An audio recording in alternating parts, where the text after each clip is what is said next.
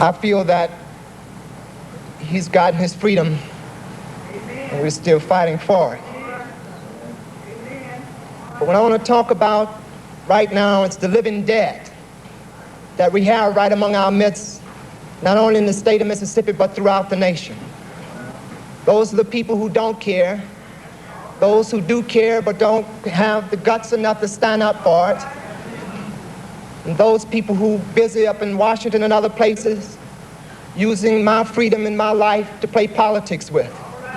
That includes the president on down to the governor of the state of Mississippi, you see. I have been approached by the people of my national office of CORE and others to make sure that the speech that's given is calm. They don't want a lot of, things stirred up and everything else like that. And I'd agreed to do that. And I said, okay, fine, that's good. But then when I got up there and I looked out there and I saw little Ben Cheney, things just sort of snapped. I feel it deep in my heart when they find the people who killed those guys in Neshoba County. You got to come back to the state of Mississippi and have a jury, all their cousins, their aunts, their uncles. And I know what they're going to say, not guilty, because no one saw them pull the trigger. See, as long as he can do that, he can sit down beside me, he can watch me go out there and register to vote, and he can watch me take some type of public office in this state, and he can sit down as I rule over him just as he's ruled over me for years, you see. This is our country, too. They say that freedom is a con. The state never brought anyone to trial for the murder of the 3 young men. But in federal court, Deputy Cecil Price and 6 others were found guilty of civil rights violations in connection with the killings and received sentences ranging from 3 to 10 years.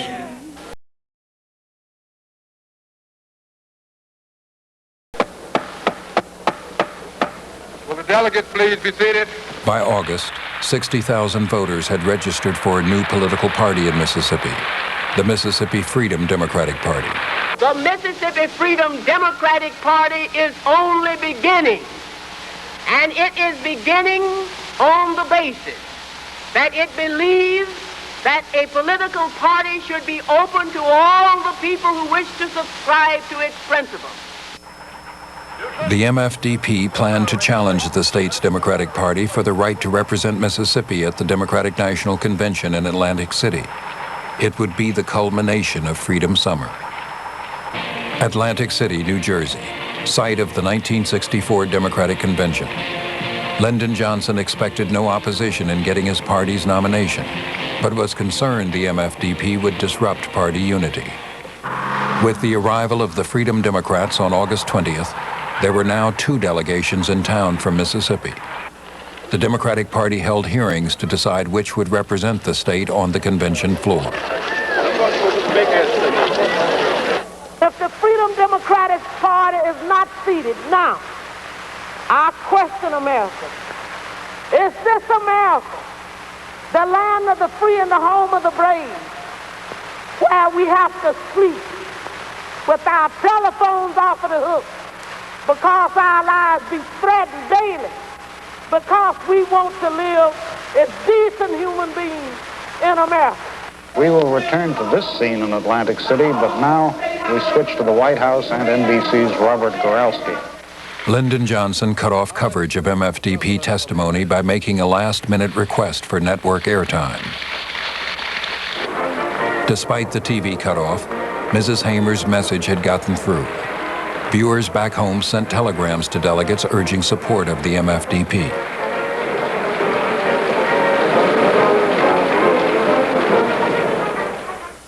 But President Johnson was afraid Southerners would desert the party if the MFDP were seated. The convention came up with a compromise. It would not allow the MFDP to represent Mississippi. Instead, it offered them 2 seats at large. The whole issue around the compromise for us and for me was that it was some kind of political ploy that they understood. But for us, for Mississippi, it was what was right and what was wrong. It was, we had been done wrong. Our rights had been taken away. and you just couldn't issue some 2 seats at large to correct that. Some political allies and national civil rights leaders urged the MFDP to accept the compromise. But the Freedom Democrats voted overwhelmingly to turn it down. In the words of Fannie Lou Hamer, "We didn't come all this way for no 2 seats when all of us is tired."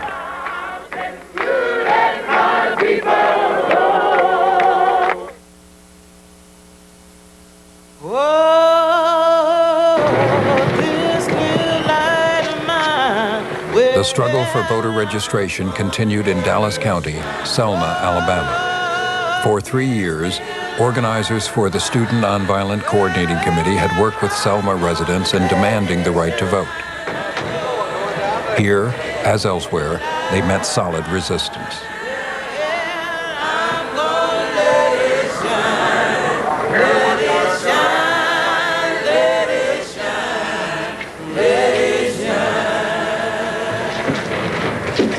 By the beginning of 1965, Martin Luther King and the Southern Christian Leadership Conference joined the Selma voting rights effort. All the forces of the civil rights movement would soon converge on this small Alabama town. Today marks the beginning of a determined, organized, mobilized campaign. The Dallas County Courthouse steps became a dramatic stage as prospective voters lined up for the registrar's office inside. The key actor was Sheriff Jim Clark. You resident of Dallas County, you move back there to the sidewalk there. Get on back there. Get on back. Get on back. Move on. Move on. Move on. You get back on the sidewalk. Off the sidewalk. Move back there. You are blocking the traffic and you interfere in the line. Move back. No traffic and no line. Movement leaders counted on Clark to draw media attention, the kind of attention that would influence Washington and win voting rights legislation. I am a segregationist. I do not believe in biracial committees. Selma's political leaders understood the movement's tactics and were determined not to get caught in the middle. Mayor Joseph Smitherman and Public Safety Director Wilson Baker hoped to restrain the volatile Sheriff Clark as he dealt with the demonstrators. They picked Selma just like a movie producer would pick a set. You had the right ingredients. I mean, you'd had to seen Clark in his day. He had a helmet liner like General Patton. He had the clothes, the Eisenhower jacket, and a swagger stick. And then Baker was very impressive. And I guess I was the least of all. I was 145 pounds and a crew cut and big ears. Our city and our county has been subjected to the greatest pressures I think any community in the country has had to withstand. We've had in our area here outside agitation groups of all levels. We've had Martin Luther King. We have had people of the Nazi Party, the States' Rights Party. Both of these groups have come in. They have continually harassed and agitated us for approximately 3 or 4 weeks. President Johnson knew the problem. And now, having soundly defeated conservative Barry Goldwater in the recent election, he set this goal. I propose that we eliminate every remaining obstacle to the right and the opportunity to vote. But Johnson's staff had doubts about pushing for more legislation. I think those of us who had been involved day in and day out in civil rights litigation, in getting the 1964 Civil Rights Act through Congress, were the people who were dragging our feet and wanted breathing room. The president didn't want that. He said, get it and get it now, because we'll never have a better opportunity to get legislation on any subject, including civil rights, than we have right now in 1965. We have the majority to do it. We can do it. My name is James Foreman. I'm the Executive Secretary of the Student Nonviolent Coordinating Committee. In Selma, tension was building between the ministers of SCLC and the young organizers of SNCC.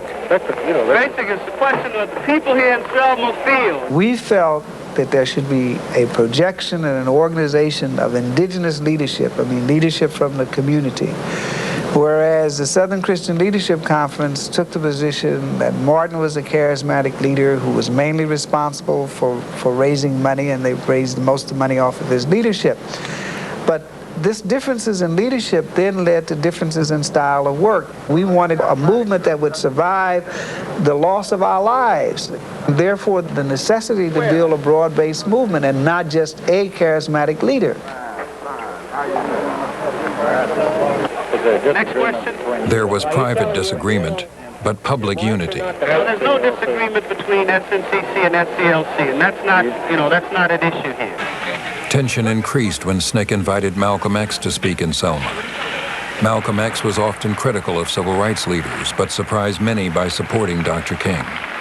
And I think that the people in this part of the world would do well to listen to Dr. Martin Luther King and give him what he's asking for and give it to him fast before some other factions come along and try to do it another way. What he's asking for is right. That's the ballot. And if he can't get it the way he's trying to get it, then it's going to be got one way or the other. And we want you to know, gentlemen, that every one of you. For weeks, Sheriff Clark controlled his temper. Then, in mid-February, C.T. Vivian confronted Clark and his deputies on the Dallas County Courthouse steps. But believe me, there were those that followed Hitler, like you blindly follow this Sheriff Clark, who didn't think their day would come. And he started shouting at me that I was a Hitler, I was a brute, that I was a Nazi. I don't remember everything he called me. And I did lose my temper then. And we have come to be here because they are registering at this time. Turn that light out. And we have come to I can't enforce the law with light my face. We have come to register. And this is our reason for being here. We're not You're blinding me with that light. We're not. Move back.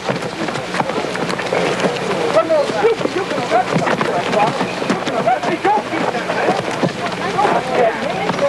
Don't keep that man.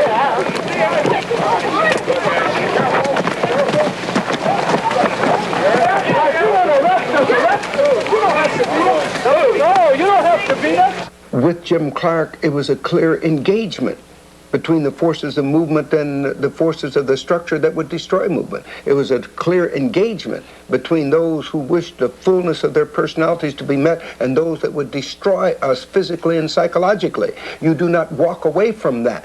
This is what movement meant. Movement meant that finally we were encountering on a mass scale the evil that had been destroying us on a mass scale. You do not walk away from that. You continue to answer it. I'm here to tell you tonight that the businessmen, the mayor of this city, the police commissioner of this city, and everybody in the white power structure of this city must take a responsibility for everything that Jim Clark does in this community.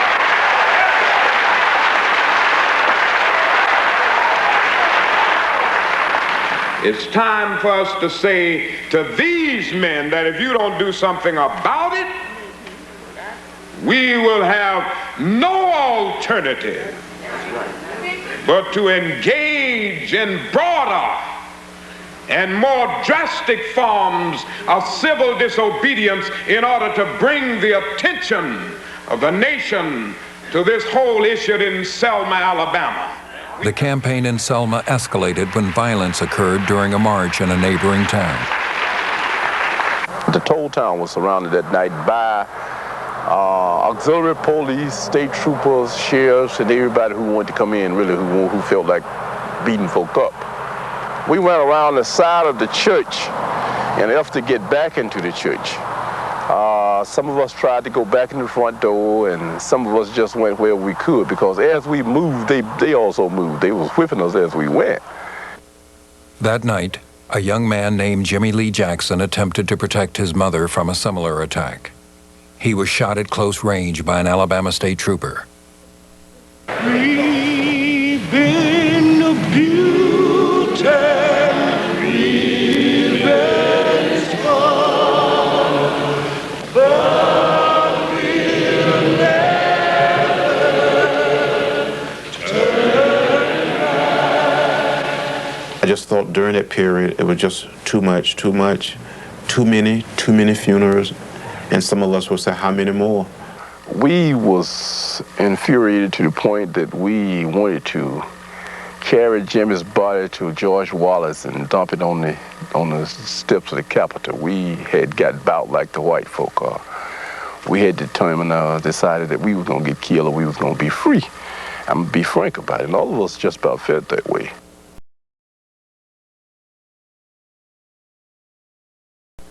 As a response to Jimmy Lee Jackson's death, SCLC proposed a symbolic march that would begin in Selma and travel 54 miles to the Capitol in Montgomery.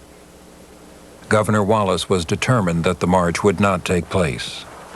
Such action would not be allowed on the part of any other group of citizens or non-citizens of the state of Alabama, and will not be allowed in this instance. The government must proceed in an orderly manner, and lawful and law-abiding citizens must transact their business with the government in such a manner. There will be no march between Selma, Alabama, and Montgomery, and I have so instructed the Department of Public Safety. Despite the governor's ban, 600 people gathered at Brown Chapel AME Church on Sunday, March 7th to begin the march to Montgomery. Dr. King was preaching in Atlanta. Hosea Williams and John Lewis led the march. Lewis and other SNCC members chose to participate even though their organization, the Student Nonviolent Coordinating Committee, opposed SCLC's strategy.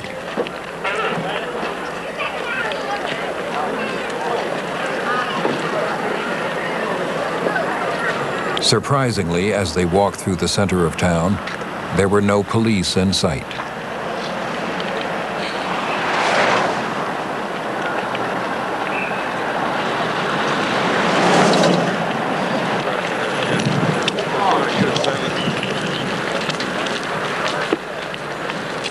The route out of Selma crossed over the Edmund Pettus Bridge. Waiting on the other side were Alabama state troopers, under orders from Governor Wallace to stop the marchers.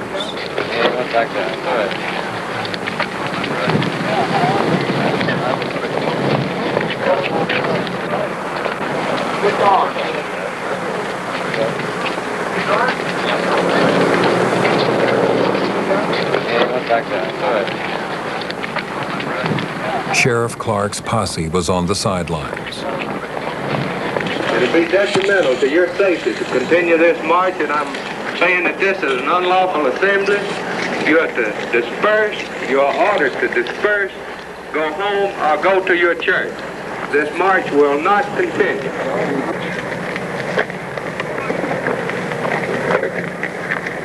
Is that clear to you? I've got nothing further to say to you.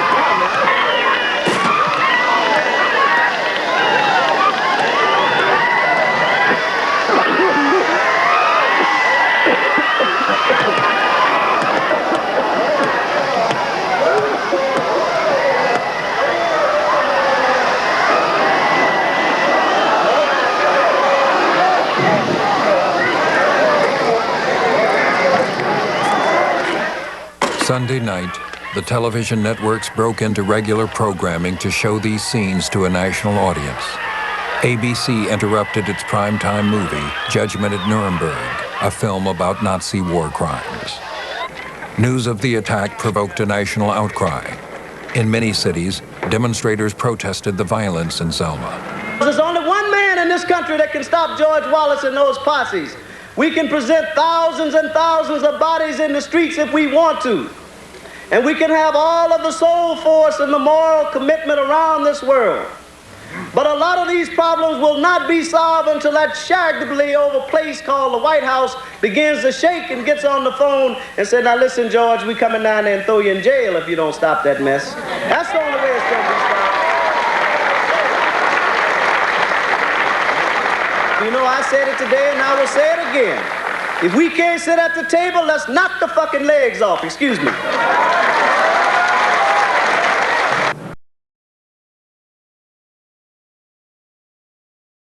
President Johnson, sensing the mood of the country, addressed Congress on national television. What happened in Selma is part of a far larger movement which reaches into every section and state of America. It is the effort of America. 8 days after the beating at the Pettus Bridge, President Johnson asked for a comprehensive voting rights bill and astonished the nation by using the words of the movement. Their cause must be our cause too. Because it's not just Negroes, but really it's all of us who must overcome the crippling legacy of bigotry and injustice. And we shall overcome.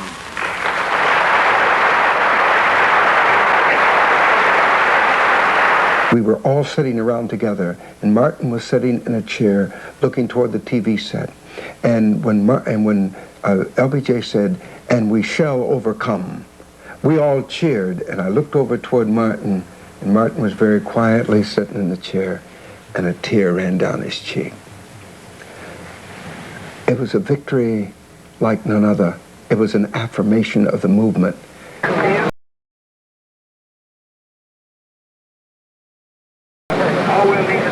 Sunday, March 21st, 62 days after the Selma campaign began, 3,200 people gathered at Brown Chapel Church for the journey to Montgomery. To protect the marchers, President Lyndon Johnson federalized the Alabama National Guard.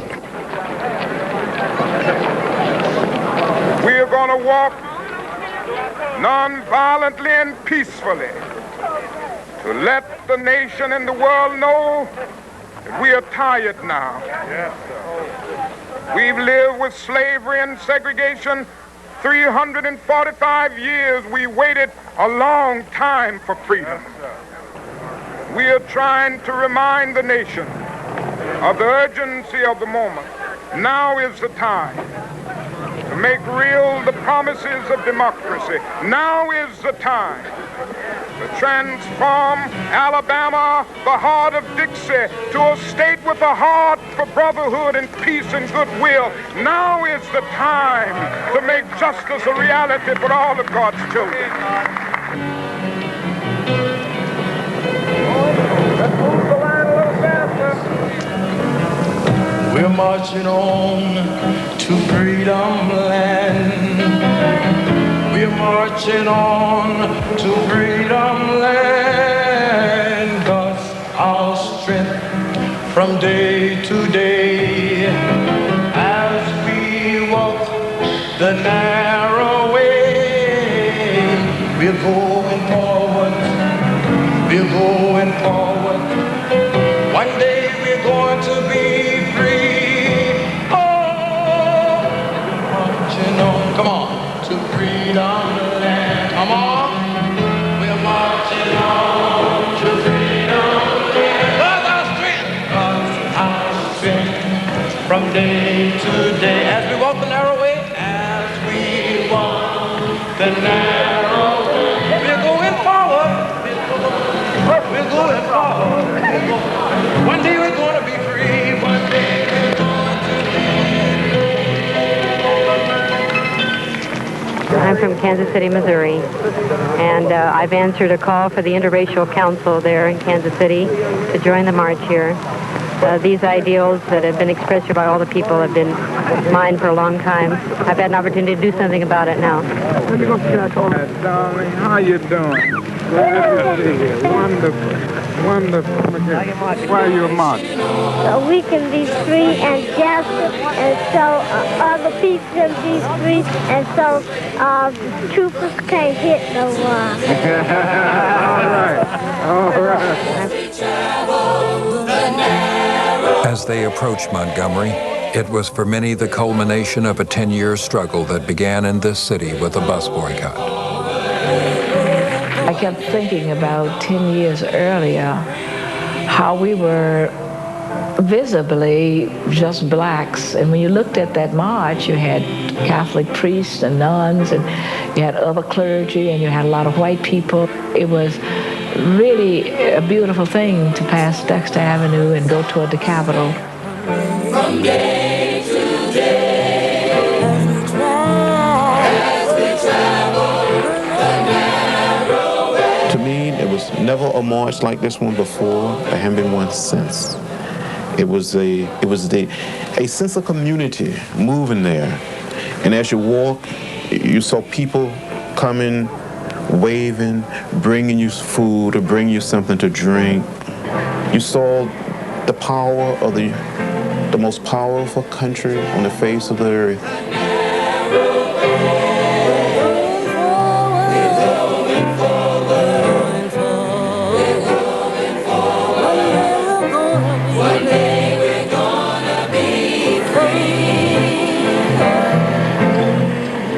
We must come to see that the end we seek is a society at peace with itself, a society that can live with its conscience. And that will be a day not of the white man, not of the black man. That will be the day of man as man. However difficult the moment, yes, sir. However frustrating the hour, it will not be long, because truth crushed earth will rise again. Yes, sir. How long? Not long.